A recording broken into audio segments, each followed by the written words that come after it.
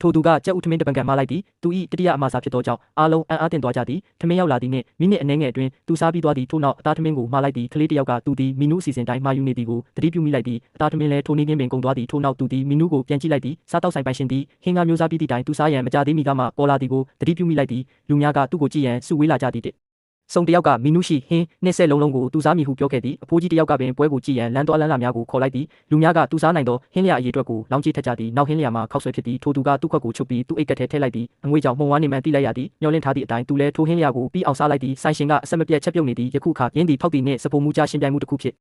လာသည်ပူပူနွေးနွေးဟင်းချိုကိုရာမင်ပကံထဲသို့လောင်းထည့်လိုက်သည်18ခုမြောက်ဟင်းလျာအစင်းသစ်ဖြစ်နေပြီးကြော်ထားသောခောက်ဆွဲများလည်းမိနစ်ပိုင်းအတွင်းကုန်သွားသည်ထို့နောက်သူသည်လက်စည်းကိုဖြောင်းလိုက်ပြီးမီနူးကိုကြည့်လိုက်သည်ဟင်းပွဲနှစ်ပွဲသာကျန်တော့သည်နောက်တစ်ခုကတော့ထမင်းကြော်ပါသူအကြီးကျယ်ကိုက်စားလိုက်သည်ရုတ်တရက်ကျဲလောင်သောအတန်တစ်ခုထွက်ပေါ်လာသည်တစုံတစ်ယောက်သည်ပကံပြပြုတ်ကျသွားသည်ထမင်းသည်ထိုသူ၏လက်ချောင်းထဲတွင်နစ်မြုပ်သွားပြီးသူစားတာရက်လိုက်သည်